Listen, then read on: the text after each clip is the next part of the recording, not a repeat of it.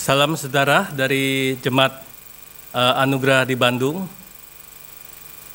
Saya pun tidak asing dengan lokasi GKI Jatinegara, karena dulu pun sebelum tahun 1984 saya tinggal dekat dengan saudara di Jalan Pramuka, Matraman Kebon Kosong, sebenarnya daerah Pasar Burung, daerah PD Pasar Jaya Pramuka. Di belakangnya itu ada usaha warung kami. Dulu ayah menjual pakan ternak dan juga kandang-kandang burung di rumah, dan memang sehari-hari tidak asing bagi saya bau kotoran burung dan juga bau sampah di pinggir kali di sana, saudara. Dan memang saya sering lalu lalang antara Matraman, Salemba, Senen, dan saya bersekolah di SMP dan SMA Fransiskus Xaverius di Kramat Sentiong. Dan saya rasanya tidak asing dengan lokasi saudara. Saudara, shalom dari saya pribadi dan dari Jemaat Anugerah di Bandung. Pada hari ini kita akan mengupas tema tahan terhadap pencobaan. Saudara, kalau dibilang tahan berarti ada istilah mana tahan. Ada yang tahan, ada juga yang tidak tahan. Atau kalau kita sengaja menantang pencobaan dan ada orang yang mana tahan, tapi ada juga yang benar-benar jatuh dalam jerat pencobaan. Saudara-saudara, kalau kita bicara mengenai tahan, kita ingat akan kungfu dan karate yang memperlengkapi seseorang untuk bela diri. Ya, entah pencaksilat. Kebetulan ayah saya itu adalah seorang pesilat tangguh pada zamannya. 1970 dia masuk agama Islam, sehingga dia menekuni pencaksilat dan berguru sampai ke Cimande. Dan memang ayah saya cukup getol mempelajari seni bela diri, apa saja dipelajari.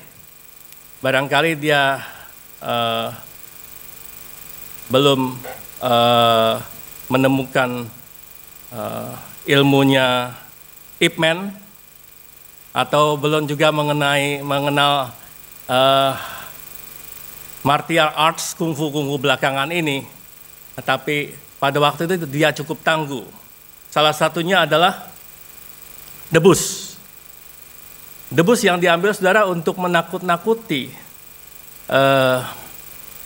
para pelanggan minuman keras. Memang kami juga menjual minuman keras. Dulu di warung itu saya ingat ada Greyhound, ada zaman-zaman tahun 80-an tuh ada Greyhound, ada juga Lotte, ada juga minuman-minuman keras seperti Malaga dan sebagainya. Ayah saya menjual itu semua, saudara, di warungnya. Tatkala dia menghadapi peminum yang bermabuk-mabukan dan mencoba menakut-nakuti ayah saya tinggal mengambil botol Malaga tersebut, langsung saja dia memecahkannya di depan orang-orang tersebut, langsung saja dia makan botol itu. Tidak ada satupun darah yang keluar dari lidahnya. Dan semua orang yang melihatnya kabur tunggang langgang. Itulah saudara yang secuplik kisah yang barangkali real, bukan omong kosong, bukan bohong, tetapi benar-benar kejadian. Ayah saya seorang petangguh yang bisa melawan semua tantangan, semua lawan yang mencoba untuk mengerjai ataupun untuk menang. Ayah saya tidak pernah kalah dan ia memang tidak menurunkan ilmunya kepada saya. Saya hanya dipaksa belajar karateka, tapi hanya sampai sabuk coklat, tidak sampai sabuk hitam. Dan adik-adik saya benar, ada yang diberikan ilmu silat sedemikian rupa, sampai juga menekuni debus dan sebagainya, karena mereka juga Muslim yang memang ada mistisnya dalam hal belajar debus, tetapi saya tidak, sehingga saya tidak akan tahan kepada beling kaca. Jika saya makan tentu akan terluka, saudara. Tapi saya, saudara, melihat pada zaman ini begitu banyak serangan iblis yang begitu memukul kita. Banyak para pendeta, para rohaniwan yang jatuh dalam dosa. Sebab iblis menyerang kita pada titik lemah kita. Iblis menyerang kita pada saat yang paling lemah yang kita alami. Para rohaniwan di Amerika seperti Jim Baker, seorang revivalist yang biasa menyampaikan firman Tuhan di siaran-siaran radio dengan sangat tangguh, dengan sangat cakap sekali, dengan terampil sekali memainkan kata-kata, tetapi toh dia jatuh dalam dosa perzinahan.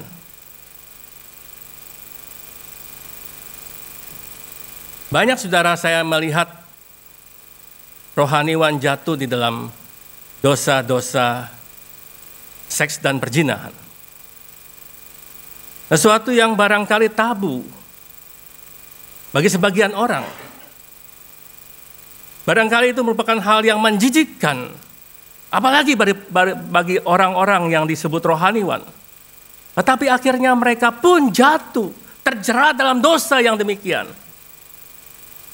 Saudara, mengapa iblis demikian kuat menyerang kita, orang-orang yang disebut rohaniwan atau aktivis? Mengapa kita kalah terhadap pencobaan? Bukannya menang, kita selalu kalah, kita selalu terserang dan jatuh.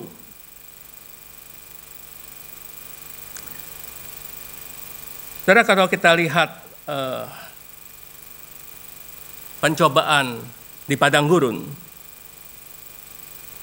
kita akan melihat beberapa arti pencobaan. Arti pencobaan yang Tuhan Yesus alami. Mari kita lihat, saudara, pertama-tama arti pencobaan yang pertama.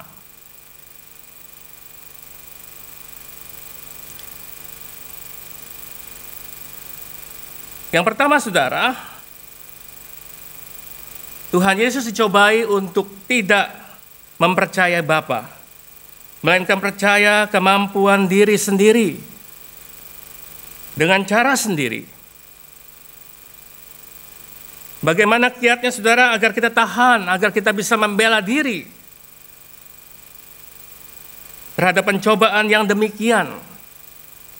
Tiada lain, kita harus mempercayai Allah, bukan diri sendiri, bukan mengandalkan cara sendiri.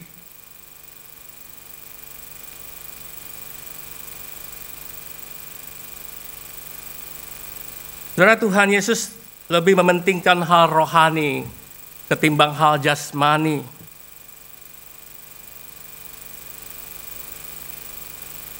Yang kedua, saudara, Tuhan Yesus cobai titik lemahnya pada saat yang paling lemah. Saudara, ketika Tuhan Yesus berpuasa 40 hari 40 malam, pada saat Tuhan Yesus pertama kali didatangi iblis, Tuhan Yesus sedang lapar setengah mati. Karena itu adalah tahap yang ketiga dari rasa lapar saat orang berpuasa. Wajar, saudara, kalau orang sudah berpuasa 40 hari 40 malam, itu akan lapar. Karena puasa itu membuat lemak-lemak dalam tubuh kita terbakar. Dan memang ada tahap, saudara, tahap kedua, di mana orang-orang yang berpuasa itu sudah benar-benar terbiasa untuk tidak makan. Dalam tahap kedua biasanya orang sudah tidak lapar lagi. Namun itu hanya sejenak, sebentar saja. Akan terjadi tiba-tiba orang merasa lapar dan lapar setengah mati. Dan biasanya orang akan menemui ajal pada saat itu. Kita lihat beberapa tayang televisi yang memperlihatkan orang-orang yang mogok makan. Mereka mati pada hari ke-30 karena tak makan, apalagi yang kurus-kurus, saudara. Ya. Jadi saudara-saudara, kalau yang gemuk, beruntunglah saudara kalau puasa 40 hari. Jangan-jangan Tuhan Yesus kurus, saudara ya. Kalau Tuhan Yesus gemuk, perutnya gendut, itu mungkin ada lemak yang bisa dibakar cukup tahan lama, dia saudara tidak bisa mati. Tetapi orang yang kurus itu saudara, kalau puasa sudah mencapai tahap yang ketiga, dia akan tiba-tiba lapar lagi dan tidak akan tertahankan. Dan iblis menyerang pada tahap ketiga ini, saudara.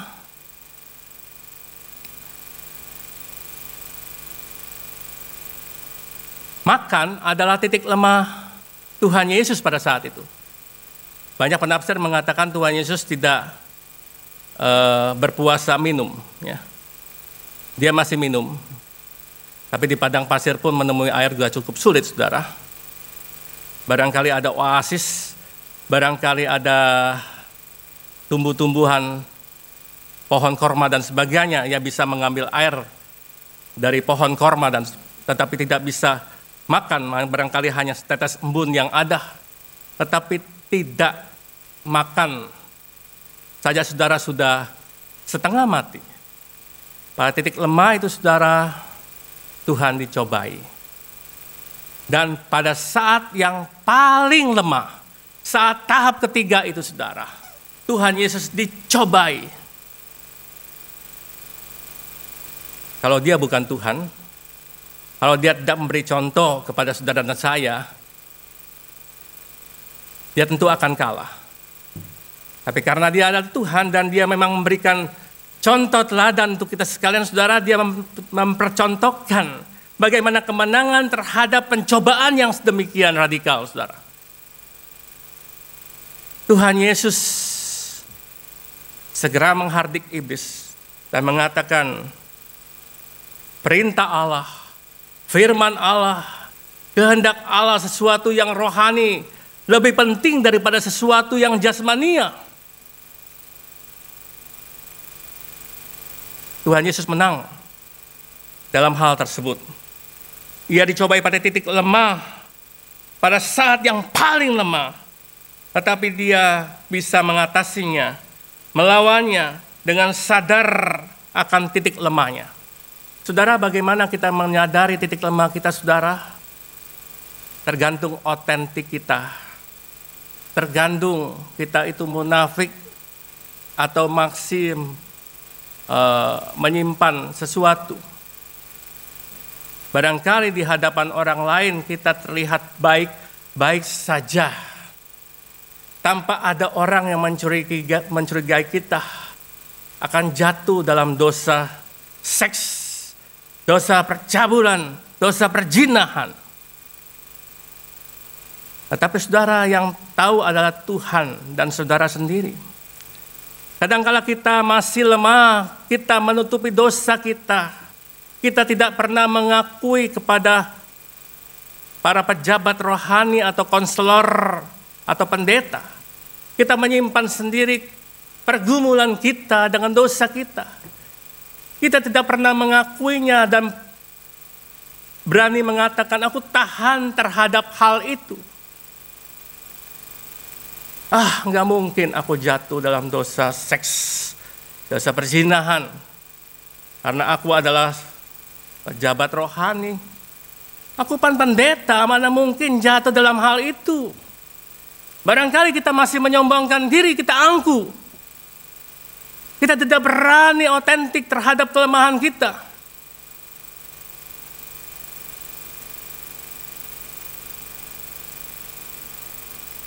Saudara-saudara, maaf kata, kalau saudara-saudara pria ataupun pemuda yang baru menginjak dewasa, ini saudara sesuatu yang wajar. Kalau saudara melihat gadis, perempuan cantik, ya, saudara akan ada perubahan, ya, dalam penglihatan saudara, ya. Barangkali kalau saudara di EEG otaknya saudara, barangkali ada kejutan-kejutan, ya. Saudara kalau misalnya melihat Miss Universe, ya, yang tempo hari top 10 Miss Universe asal Indonesia, Frederica Kuhl, yang top 10, saudara.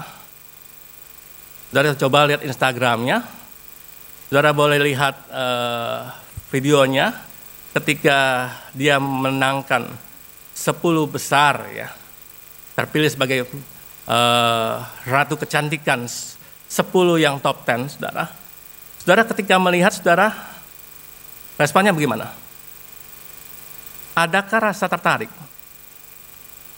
Bagi sebagian orang kalau menyenangi arts, ya, menyenangi keindahan tubuh, menyenangi kemolekan wajah, barangkali memang hanya apresiasi saja. Tetapi ada orang-orang tertentu akan jatuh dalam dosa-dosa yang pernah dikatakan Alkitab. Kita akan mempunyai keinginan untuk memiliki pasangan lain. Kita akan mengingini orang lain sudah ketika melihat wajahnya, ketika melihat sesuatu yang ada dipampang di berita-berita ataupun di Instagram.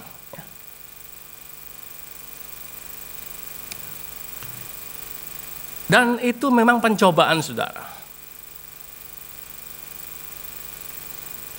Pada saat saudara mengakui titik lemah, ya, saudara, memang saya terus terang saja. Memang kalau saya melihat Instagram Frederica Kuhl, saudara, cukup berbinar matanya. Ya. Itu titik lemah, saudara. Saya tahu ada titik lemah. Saya biasanya memang suka art, ya.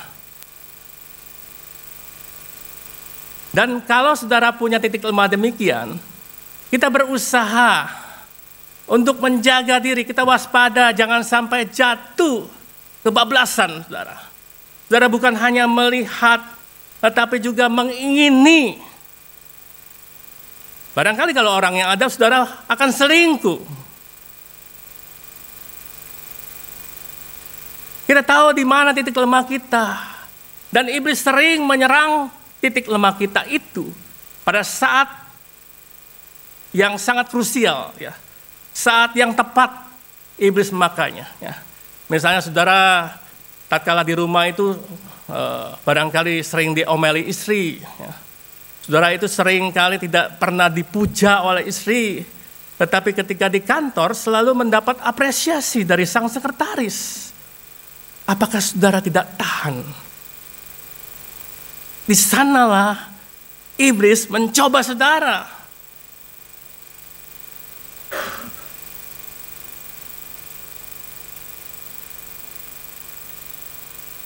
Kita beralih ke pencobaan yang kedua.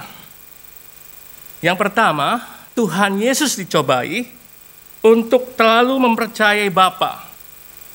Ya, dalam tanda kutip terlalu mempercayai Bapa. hingga mencobai mempermainkannya, sengaja menyerempet bahaya. Kiat kita adalah jangan mencobai Tuhan Allah kita.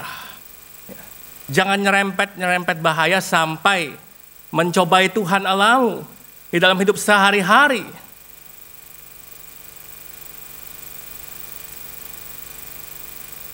Seolah-olah saudara begitu percaya kepada Tuhan. Saya beriman, ya. Saya saudara sampai sekarang nggak berani naik yang tinggi-tinggi saudara. Karena saya tahu di sana saya akan terserang jantung. Ya. Saudara saya tahu kalau saya naik mobil di puncak, ya, pada saat turun itu saudara ada rasa lek gitu, ada sesuatu yang jatuh pada bagian tubuh saya, jantung. Ya. Maka saya kalau saudara, anak saya saudara walaupun autis suka sekali permainan yang tinggi-tinggi. Ya. Saya pernah ke Trans 7 di Bandung, dan ketika itu anak saya minta papa temani untuk main dragon. Ya. Jadi dragon itu seperti jet scooter, tapi sangat cetek loh saudara, nggak apa-apa sebenarnya. Tapi saudara ketika saya udah naik saudara, saya sudah mulai gemetar saudara, dan kemudian saya mulai menutup mata saudara, dan kemudian saya diombang-ambing saudara, rasanya tuh pusing setengah mati. Aduh saudara, itu hampir saya kecolongan saudara, mati serangan jantung saudara itu. Itu saudara, itu anak saya demikian hebat ya kalau naik-naik ituan, anak kecil saudara. Tetapi saya orang tua sudah kena kejutan saudara. Saudara, kadangkala kita tahu ada kelemahan kita dalam hal itu, tapi kita sering nyerempet bahaya. Bukan hanya itu saudara, ya. Kemarin anak saya juga walaupun autis saudara sering kali nonton film ya, film Ip Man.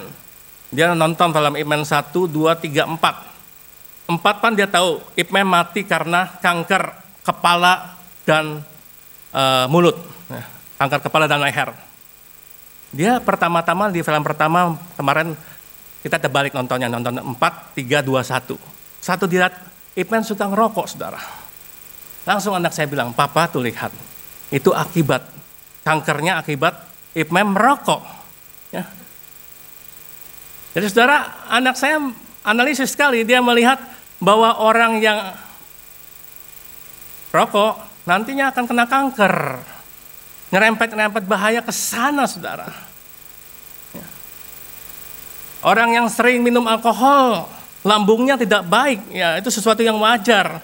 Akan kena GERD, akan lambungnya tidak baik dan akan kena bahkan kanker lambung kemudian. Ya.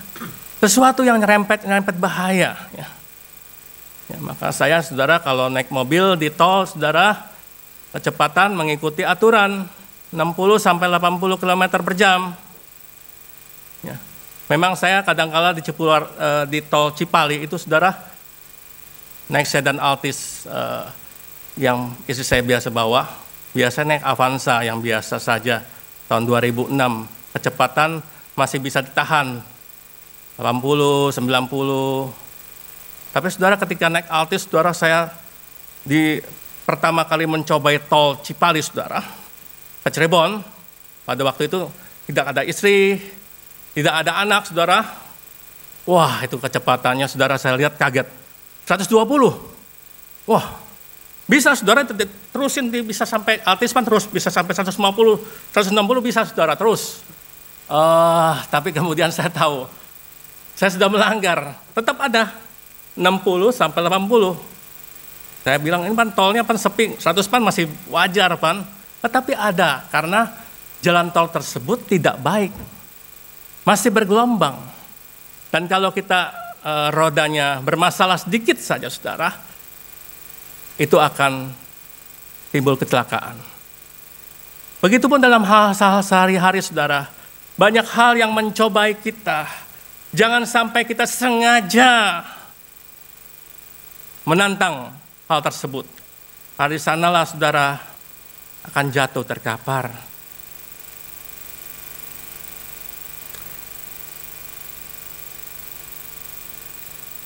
Yang terakhir, saudara, pencobaan yang ketiga.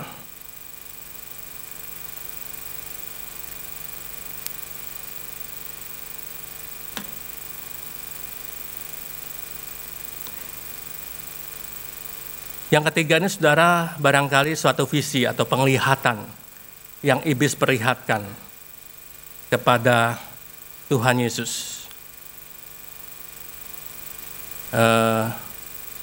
Iblis mungkin belum pernah lihat film Avengers, saudara ya. Dia tidak bisa menghilangkan orang seperti Thanos, atau dia juga tidak bisa seperti Dr. Stan bisa buat portal sehingga bisa memasuki tempat-tempat lain. Ya. Tuhan Yesus barangkali, ya, kalau iblis hebat, saudara ya, dia bisa buat portal seperti Dr. Stan, kemudian Tuhan Yesus dimasukin ke sana, tau-taunya sudah ada semua. Dia ada di atas satelit, kemudian dia melihat seluruh permukaan bumi. Itu, saudara, imajinatif saya kira-kira ya. Tapi ternyata tidak. Di sini merupakan satu penglihatan, ya, bukan real dan juga bukan satu tipuan muslihat iblis. Ternyata hanya iblis memberikan satu penglihatan, satu visi, tapi visi yang sangat menyesatkan. Tuhan Yesus ditawari, semua ini, seluruh dunia, kekayaan, kuasa, dan sebagainya akan engkau miliki asal engkau menyembah Aku. Terbalik, saudara, Tuhan Yesus sadar bahwa Dia adalah Tuhan. Seharusnya iblis sadar bahwa dia adalah di bawah Tuhan Yesus. Tetapi ini merupakan satu cerita, ya, satu penglihatan. Iblis menempatkan diri sepertinya Tuhan Yesus akan atau ada kemungkinan menyembah Dia. Padahal itu satu pengandaian, tidak mungkin terjadi. Ini adalah kalimat pengandaian, saudara, untuk memberi contoh kepada kita saja. Tidak akan terjadi sesungguhnya. Iblis memberikan visi atau penampakan di mana Tuhan Yesus diperlihatkan semua yang ada dalam dunia ini. Tapi engkau harus menyembah Aku dulu, baru engkau memiliki semua ini. Ini satu pengandaian, tidak akan terjadi, saudara. Iblis pun dikatakan mengetahui Yesus adalah Tuhan. Yang namanya iblis, saudara, dalam surat-surat Yohanes dan Petrus dikatakan mereka, iblis-iblis antek-antek jahat itu juga mengenal Yesus adalah Tuhan yang berkuasa. Ini seandainya, saudara, dia memperlihatkan bahwa kalau seandainya Tuhan Yesus mau memiliki semua itu, Aku akan berikan kuasa, berikan semua itu kepada Tuhan. Tetapi Tuhan memberikan contoh atau teladan lagi, saudara. Di sini, saudara, contohnya, Tuhan mau hidup benar-benar dengan usaha. Dia tidak mau hidup muda tanpa usaha. Dia tidak mau mendapatkan mahkota tanpa salib. Tuhan Yesus tidak mau hidup enak tanpa upaya. Bukankah itu yang sering diajarkan teologi kemakmuran, di mana orang bisa saja menjadi kaya karena doanya, karena imannya, dan tidak berani mengambil jalan salib. Tidak berani mengambil penderitaan yang harus teguk. Tuhan Yesus menanati Bapaknya karena Dia meneguk cawan yang pahit itu. Dia rela mati di kayu salib, menjalankan misinya hanya untuk menebus dosa manusia, karena Dia benar-benar mengatakan bahwa mahkota itu didapat benar-benar melalui salib. Sedangkan kita dalam dunia seringkali mau hal yang enak-enak saja untuk mendapatkan yang terbaik. Tetapi tidak mau bersusah-susah payah, berakit-rakit dahulu. Ya. Kita sebenarnya benar-benar menjadi orang yang selalu kalah, saudara. Karena banyak pencobaan dalam dunia ini selalu mengenakan kita. Di mana-mana, pokoknya senanglah. Senang dulu gereja kalau misalnya mau ditawari oleh seorang bankir. Bankir tersebut memberikan persepuluhan. Hari ini saudara kebetulan ada pengucapan syukur persembahan per bulan. Bankir tersebut di belakang saudara datang ke depan, masukkan ya cek ya biro dilihat sebesar 1 miliar. Tapi saudara, dia penuh dukungan untuk dia menjadi anggota DPR. Tapi saudara, dia benar-benar dari partai yang tidak disukai, partai yang barangkali radikal. Ya. Apakah demi hal yang terbaik tersebut, saudara mendukungnya? Tentu tidak, saudara. Dari semula saudara tahu bahwa itu salah. Dia berada dalam posisi yang tidak benar. Dan apapun yang diberi, apapun yang diperbuatnya untuk gereja, saudara tidak akan melepaskannya. Belakangan saudara banyak jemaat kami yang memang notabene ada jemaat-jemaat lama yang karena anak-anaknya itu milenial suka tidak mengikuti aturan gereja dan suka menganggap gereja kenapa demikian kolot sih, nggak memberikan satu keleluasan bagi kami untuk dinikahkan di gedung resepsi. Ya. Kebanyakan mereka ada di Lembang, di Gedung Putih, ataupun di daerah Cihideng sana. Mereka mengatakan tidak praktis untuk datang ke gereja dulu untuk diberkati di ruang ibadah. Mereka mengatakan, ya di sini saja, ini kan Gedung Putih gak mirip-mirip gereja pan, ya. Di sini aja diberkati, buat apa aku capek-capek turun ke bawah dari daerah Lembang atau daerah atas ke bawah untuk dinikahkan di Sudirman yang macet setengah mati kalau hari Minggu. Mereka mengatakan demikian. Nah, tapi kita tetap melihat ya di dalam tata laksana tentang ibadah pernikahan kan harus dilaksanakan di ruang ibadah. Sehingga kita memberikan keleluasan. Oh, pakai saja bajem kami di Jalan Sutami, Profesor Dr. Sutami itu kan dekat sekali dengan Cihidang kalau jalan belakang. Pakai saja di sana merupakan ruang ibadah gereja Anugerah juga. Pan bagi kami praktis pan tinggal turun, nggak usah kamu ke pusat, tapi tetap aja menolak mereka maunya hendak di tempat resepsi. Udah diberikan jalan, udah diberikan apa ya udah, pokoknya gini udah kami boleh. Tetapi kami memberikan surat keterangan saja. Piagam berkatan nikah itu memang hanya diberikan di dalam ruang ibadah. Ya mau juga ternyata saudara ya. Ya udah kita buat surat keterangan, tapi memang surat keterangan itu akan membantu dia untuk membuat keterangan sipil untuk membuat peneguhan nikah oleh pemerintah. Ya. Kadang-kadang saudara zaman semakin modern, ada hal-hal yang tidak mengikuti kaidah teologisnya saudara. Pernikahan itu walaupun bukan satu sakramen saudara, tapi satu ibadah pernikahan yang sakral. Tapi mau mereka menganggap itu sebagai hal yang biasa saja. Di tempat-tempat yang biasa saja. Memang teman-teman kami di Bali memang sering mengadakan peneguhan nikah di hotel. Namun di hotel tersebut sudah dibuatkan chapel-chapel yang merupakan ruang ibadah. Sehingga banyak gereja di Bali memakai chapel-chapel di daerah Nusa Dua untuk memberkati anggota jemaatnya. Itu biasa saja sudah. Tapi masih ruang ibadah chapel. Ya, saya masih setuju kalau di Gedung Putih dibuatkan chapel. Ya. Ada hal-hal yang memang hakiki, tetapi kita longgarkan, kita kompromikan, saudara, sehingga demi seseorang atau demi status dia, kita bela-belain setengah mati.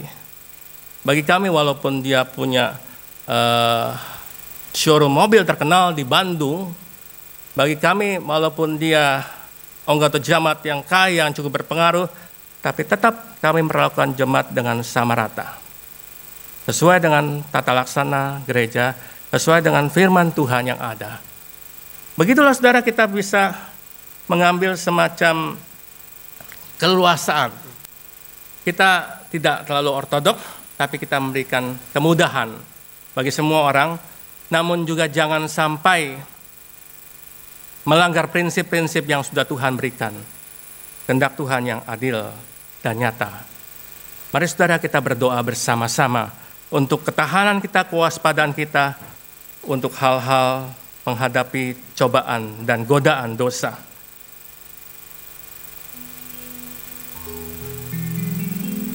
Tuhan Bapa kami dalam surga, biarkanlah kami tetap siaga. Tetap siaga, walau kami sudah menang, pada kenyataannya kami tahan terhadap pencobaan. Tapi kami mengingat juga, kami mengakui juga ya Tuhan, bahwa nanti iblis akan menyerang kami lagi. Ada ronde kedua, saudara. Tuhan, kami akui Tuhan bahwa Engkaulah yang memang akan menyertai kami dalam perlombaan-perlombaan, dalam tarung-tarung tinju yang ada, tinju rohani yang ada bersama dengan iblis. Lukas pasal 4 ayat 13 mengatakan, sesudah iblis mengakhiri semua pencobaan itu, ia mundur daripadanya dan menunggu waktu yang baik. Ada kalanya Tuhan kami akui bahwa iblis sering menunggu waktu yang baik, mengambil celah, melihat kapan saat yang tepat dia menjatuhkan titik lemah kami ya Tuhan. Tuhan, kami sadar itu Tuhan. Maka dengan demikian Tuhan, buatlah kami selalu berjaga-jaga, senantiasa berjaga-jaga melawan iblis yang mengaum-ngaum seperti singa yang berada di sekeliling kami. Begitu banyak pencobaan, begitu banyak penggodaan akhir-akhir ini Tuhan di dalam dunia ini Tuhan. Tuhan, tolonglah kami benar-benar untuk sekata untuk menaati perintah-Mu ya Tuhan, untuk benar-benar takluk akan kehendak-Mu yang terbaik, yang tertinggi nilainya ya Tuhan. Biar kami tahan terhadap pencobaan di sekitar kami ya Tuhan. Tuhan, lindungilah kami, Tuhan kuatkanlah kami. Di dalam nama Tuhan Yesus kami berdoa. Amin.